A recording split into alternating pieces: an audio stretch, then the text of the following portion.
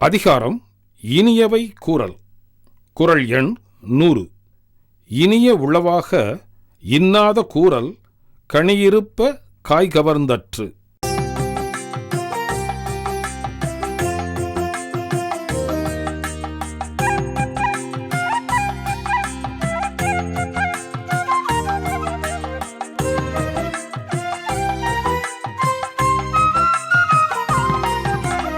இனிய உளவாக இன்னாத கூறல்,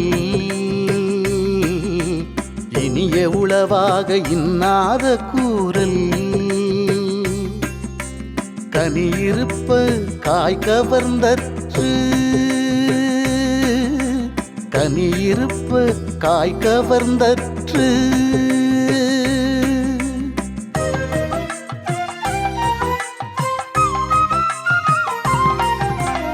இனிய உளவாக இன்னாத கூறல்,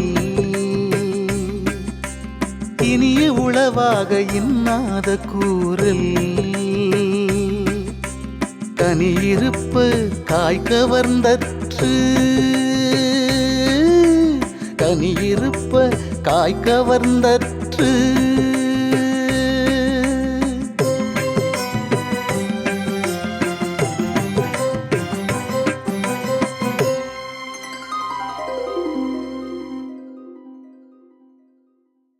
வள்ளுவர் ரொம்ப அழகா இந்த திருக்குறளை சொல்லி இருக்கிறார். இனிய உளவாக இன்னாதா கூறல் கனி இருப்ப காய் கவர்ந்தற்று. அர்த்தம் நமக்கு புரிஞ்சிருச்சு.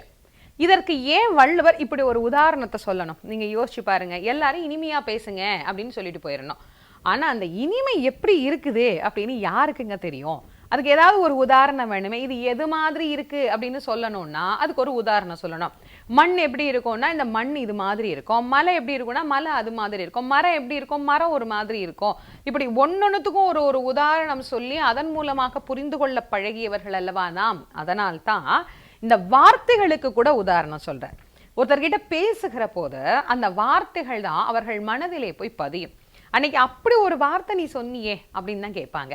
அது எந்த சூழல்ல நம்ம சொன்னோங்கிறது தெரியாது. அன்னைக்கு நீ சொன்ன வார்த்தை இருக்கு பாரு, அது என் மனசை ரொம்ப பாதிச்சிருச்சுப்பா. அன்னைக்கு நீ சொன்ன அந்த வார்த்தை என் மனசுல அப்படியே முள்ளு மாதிரி போய் தச்சிருச்சு. நீ சொன்ன அந்த வார்த்தை பசுமரத்தாணி போல் போய் பதிந்தது. இப்படிதான் நாம சொல்றோம். வார்த்தைகள் தானே. ஒரு விஷயத்தை எப்படி வேண்டுமானாலும் சொல்லலாம் என்று எடுத்துக்கொண்டோமையானால் அந்த வார்த்தைகள் தான் அங்கே முக்கியத்துவப்படுகிறது. அதனால்தான் வள்ளுவர் அழகா சொல்றார், இனிமையா பேசு. பேசுகிற போதே இனிமையாக பேசு. பிறரிடத்திலே அவருடைய தவறுகளை சுட்டி காட்டுகிற போதும் கூட சரி, இனிமையான வார்த்தைகளால் சுட்டி காட்டு. சரி, தப்ப கண்டிக்கும் போது எப்படிங்க இனிமையா கண்டிக்க முடியும் அப்படின்னு நீங்க நினைக்கலாம். அப்படி கண்டிக்க பழகி விட்டோமையானால் நாம முதல்ல நோயற்ற மனிதர்களா வாழலாம். அதுதான் உண்மை. சிலரிடத்திலே கோவப்பட்டு நம்ம பேசுற போது பாருங்க, இந்த பேசுகிற கோபம் வெளிப்படுத்துகிற வார்த்தை அப்படியே உள்ள இருந்து சில பேருக்கு ரொம்ப கோவம் வந்ததுன்னா அந்த முதுகு தண்டு நடுவுல வலிக்குதுன்பாங்க. ஏன்? அதிகமா கத்துறது. அது யார்கிட்ட கத்துறது, எங்க கத்துறது, எப்படி போய் கத்துறது தெரியாது. அப்படி கத்தும் போது அந்த வார்த்தைகள் எவ்வளவு கேவலமாக நம்ம இடத்திலிருந்து வெளிப்படுகிறது. அதுக்கு பிறகு அந்த வார்த்தையை நம்ம ஏன் சொன்னோம் அப்படின்னு பலமுறை நாம வருத்தப்பட்டிருப்போம். அதுக்கு பிறகு வருத்தப்பட்டு பயனே கிடையாது. அதனால தான் வள்ளுவர் சொன்னார், இனிமையா இருக்கு.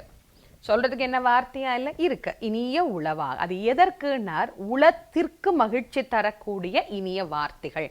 காதுக்கு சொல்லல, உள்ளத்திற்கு மகிழ்ச்சி தரக்கூடிய இனிமையான வார்த்தைகள் இருக்கிற போது நல்ல பழம் இருக்கு. அதை விட்டுட்டு காயை போய் யாராவது கடிச்சிட்டு இருப்பாங்களா? நல்ல மாம்பழம், சுவையான மாம்பழம் இருக்கு. அதை விட்டுட்டு புளிக்கிற மாங்காய், அப்படி கடிச்சாலே பல்லு கூசுங்கிறது நமக்கு தெரியுது. அப்படி ஒரு கூசுற மாங்காயை வச்சு யாராவது கடிச்சிட்டு இருந்தா அவனை இந்த உலகம் என்ன சொல்லும்? அந்த மாதிரி தான் பல பேர் பேசுவதற்கு அருமையான வார்த்தைகள் நம்ம இடத்துல இருக்கு. தமிழ்ல வார்த்தைகளுக்கா பஞ்சம்? நாம தான் வார்த்தைகளோடு விளையாடக்கூடிய அளவிற்கு ஒரு பொருளுக்கு பல வார்த்தைகளை வச்சிருக்கிறோமே. அதை எப்படி வேண்டுமானாலும் சொல்லிக் கொள்ளலாமே நாம. அதனால இனிமேலாவது தவறுகளை சுட்டி காட்டுகிற போது இதை இனிமே இப்படி செய்யாத அப்படின்னு சொல்றத கூட, இனிமே இதை இப்படி செஞ்சா நல்லா இருக்குமேமா அப்படின்னு இனிமையாக பேசி பழகினோமையானால் அதுல இன்னொன்னு கிடைக்கும், யாரிடத்திலும் பகைமை இல்லாமல் நம்மால் வாழ முடியும். அப்படி மகிழ்வான வாழ்க்கையை வாழ நம்முடைய வார்த்தைகள் நமக்கு பயன்படும். அதை நாமும் பயன்படுத்தி மகிழ்ச்சியோடு வாழ்வோம்.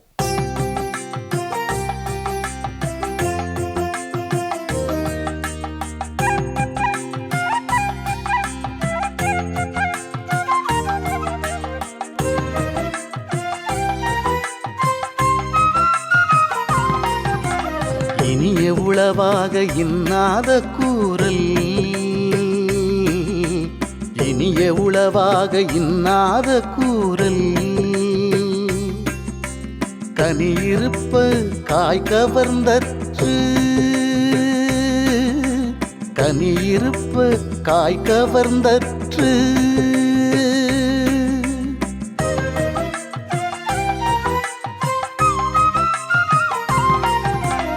இனிய உளவாக இன்னாத கூறல் இனிய உளவாக இன்னாத கூறல் கனியிருப்ப காய் கவர்ந்தற்று கனியிருப்ப காய் கவர்ந்தற்று